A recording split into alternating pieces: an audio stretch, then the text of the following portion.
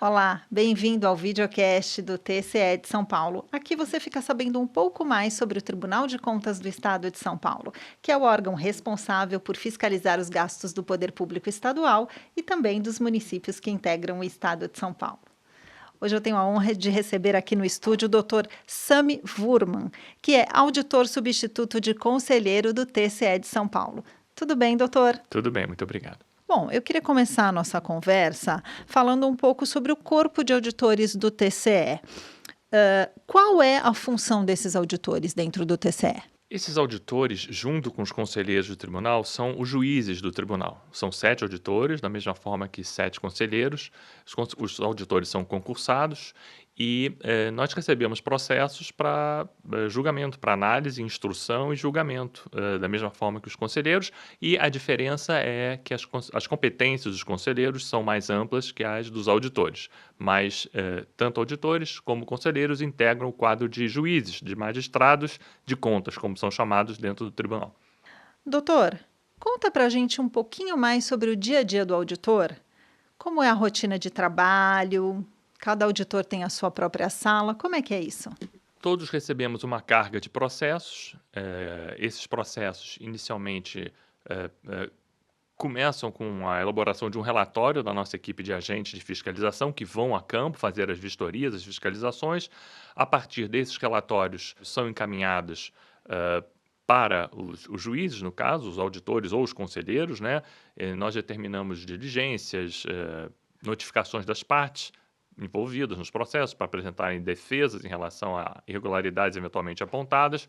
Os demais órgãos de instrução emitem seus pareceres, nossas assessorias técnicas, né, jurídicas, de economia, de engenharia, etc. E, ao final, o processo passa pelo órgão do Ministério Público Especial, que funciona junto ao Tribunal de Contas, Ministério Público de Contas, e nós, auditores, ou os conselheiros, dependendo do tipo de processo, da competência de cada um, proferimos nossa sentença. No caso dos auditores, nós trabalhamos sozinhos. Nossas decisões são singulares, nossas sentenças, sujeitas a recurso das partes, eventualmente insatisfeitos com a nossa decisão, para o órgão colegiado de conselheiros decidir.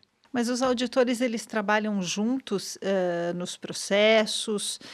Cada um recebe um processo diferente? Como é isso? Me explica um pouco melhor. Sim, cada um recebe um processo diferente, mas dentro da mesma temática, né? Então, um determinado número de temas, de assuntos, de tipos de entidades são sujeitas jurisdicionados ao tribunal, são sujeitas ao julgamento pelos auditores e cada um trabalha independentemente, né? De forma autônoma. Tem sua própria equipe de assessores, de chefes de gabinete e, antes da pandemia, trabalhávamos todos fisicamente no mesmo andar. Agora, nós intercalamos dias em que estamos presentes e outros dias que trabalhamos, como a maioria dos funcionários do tribunal, em home office, né, no teletrabalho. Mas somos independentes, temos nossas próprias equipes. Eu acumulo a função de auditor e coordenador do corpo de auditores, porque nós precisamos administrar de forma conjunta um mesmo cartório, como se fosse um condomínio nosso. O cartório que expede ofícios, que acompanha prazos. Então, eu, além de auditor, de proferir sentenças, né, decisões em relação a esses processos, eu também coordeno e fiscalizo a atuação do nosso cartório comum dos auditores. Doutor, quantos auditores, atuam hoje no TCE e como é que é essa seleção para esses cargos? Seria concurso, indicação e também quais são os requisitos básicos para essa função? Nós somos 7, né, 7 auditores. Não é um número obrigatório nos tribunais de contas pelo país. Tem Tribunal de Contas estadual que tem 3 auditores, 4, 2 auditores, mas no Tribunal de Contas escolheram, por força de lei, aprovar esse número de 7. E nós somos escolhidos a partir de aprovação em concurso de provas, títulos, né? Existe uma prova escrita, uma prova oral. Nós somos aprovados e então nomeados depois do concurso. E os requisitos, eles constam da própria Constituição Federal, são os mesmos requisitos para a nomeação de conselheiros. Idoneidade moral, conhecimentos técnicos nas áreas de contabilidade, economia, direito ou administração pública, mais de 10 anos de experiência em uma dessas áreas e uma idade mínima de 35 anos. Esses são os requisitos que constam da própria Constituição Federal. Eu Eu queria entender um pouco melhor, doutor, qual é o caminho dos processos até eles chegarem no auditor. Eles são enviados para um auditor, depois eles vão para o conselheiro, tem alguns processos que são repassados para os auditores, tem processo que só vai especificamente para o auditor analisar. Como é que é isso, para o público entender um pouco melhor? Sim, ó, os auditores lidam basicamente com os seguintes tipos de processos: processos de admissão de pessoal via concurso público, aposentadorias, pensões, processos de recursos, repasse de recursos ao terceiro setor até um determinado valor, contratos públicos, né, do Estado de São Paulo, dos municípios de São Paulo, também até um determinado valor. Eu digo até um determinado valor porque contratos e repasse ao terceiro setor acima desse determinado valor, a competência, a responsabilidade de relatá-los é dos conselheiros. Também lidamos com o julgamento de balanços gerais das entidades da administração pública indireta, e tudo começa com a atividade dos nossos agentes de fiscalização. São mais de 1.000 agentes espalhados pelo estado de São Paulo. Eles vão a campo fazer essas fiscalizações em escolas, em obras públicas, para ver como é que foram feitas aquisições de materiais, de produtos, a contratação de serviço, a realização de uma obra pública, por exemplo. E aí, a partir da elaboração de um relatório por esses fiscais, esses relatórios são encaminhados a nós. Nós damos oportunidade às partes envolvidas e, eventualmente, acusadas de terem praticado alguma impropriedade. Nós damos a elas a oportunidade de apresentarem seu contraditório, sua ampla defesa, anexar documentações. Essa documentação e essas alegações feitas são enviadas inicialmente por uma assessoria técnica, jurídica, econômico-financeira, de engenharia, para elaborarem um parecer, e depois todo esse material, desde o relatório da fiscalização até a defesa apresentada pelas partes e os pareceres dos nossos órgãos de instrução técnicos, são analisados e tudo é levado em consideração por nós, da mesma forma que pelos conselheiros, para nós proferirmos nossa decisão. No caso das decisões singulares tomadas individualmente pelos auditores, elas estão sujeitas a recurso. Caso a parte se sinta descontente com a nossa decisão, que lhe seja desfavorável, essas partes recorrem da nossa decisão para a Câmara de Conselheiros. E aí os conselheiros vão decidir se julgam procedente ou não o recurso eventualmente interposto.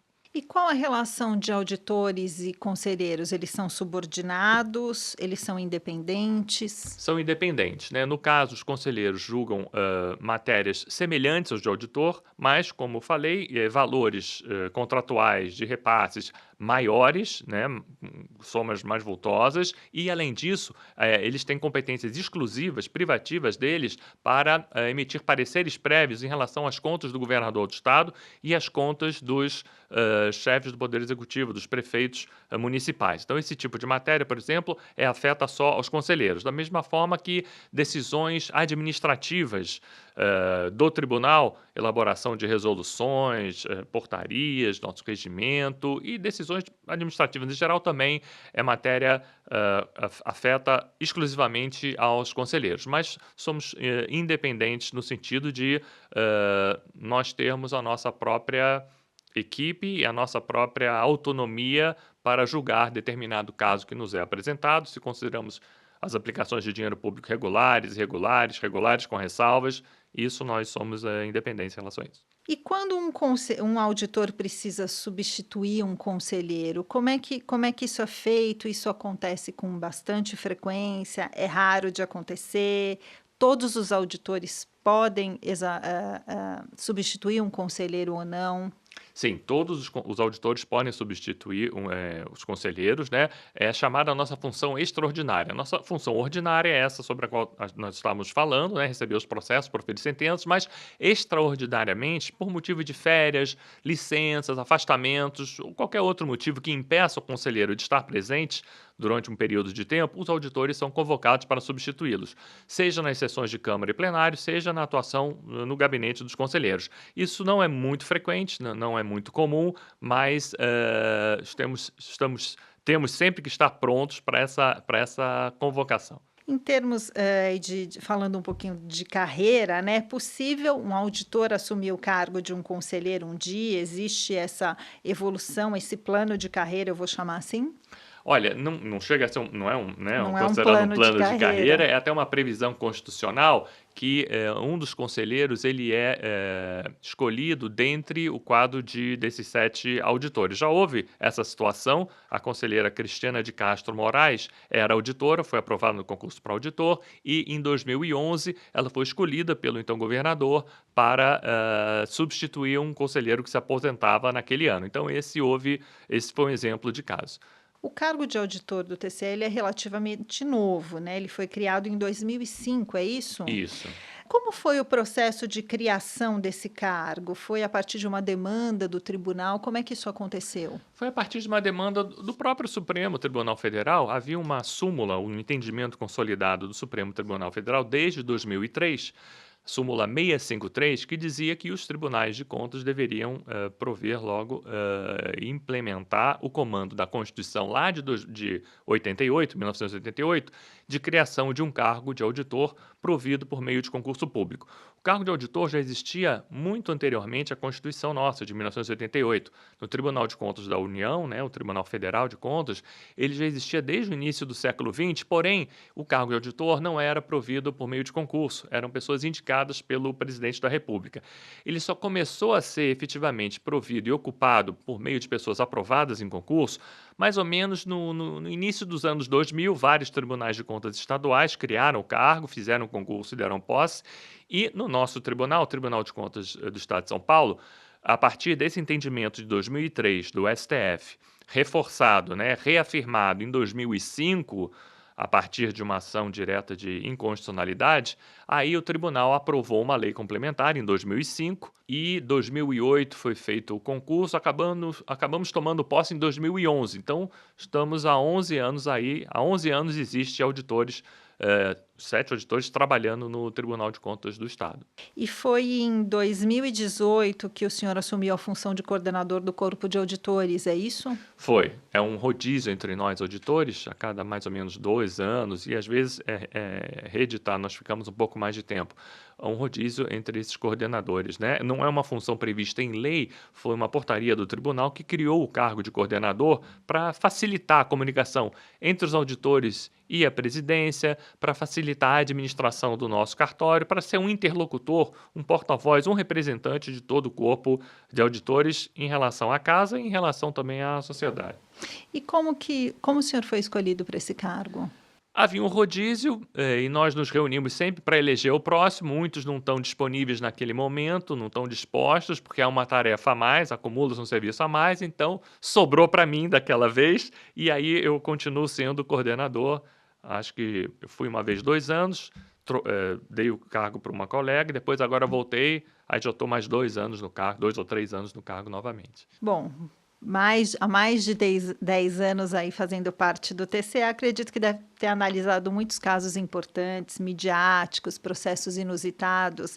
O senhor lembra de algum ou de vários deles para falar um pouquinho aqui para o nosso público? Eu lembro de um caso, eu estava substituindo um conselheiro, e era uma licitação, uma concorrência pública internacional, acho que foi em 2016, organizada pela Artesp, né, a Agência Reguladora dos Transportes Públicos do Estado de São Paulo, e a licitação era para escolher empresas em várias regiões de São Paulo, grandes, Campinas, Bauru, para operar transporte rodoviário intermunicipal. Era uma licitação de grande vulto e acho que pela primeira vez, pelo menos de uma forma mais contundente e relevante e abrangente, o tribunal decidiu, num exame prévio do edital dessa concorrência, determinar que a Artesp promovesse uma série de modificações na planilha de fluxo de caixa, porque essas concessões de serviço público prevêem receitas futuras, despesas futuras da concessionária, para justamente fixar um valor justo da tarifa a ser cobrada dos usuários, de forma, ao mesmo tempo, que elas sejam módicas e razoáveis para o usuário da rodovia e que garantam uma rentabilidade mínima, um retorno mínimo para o investidor, para a concessionária.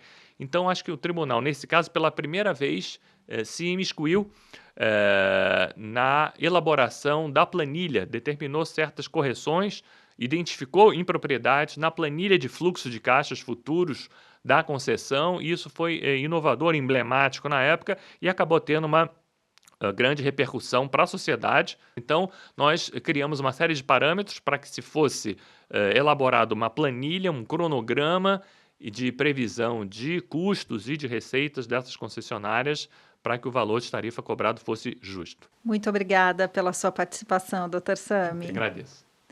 E chegamos ao final de mais um videocast do TCE de São Paulo. Até a próxima. Tchau.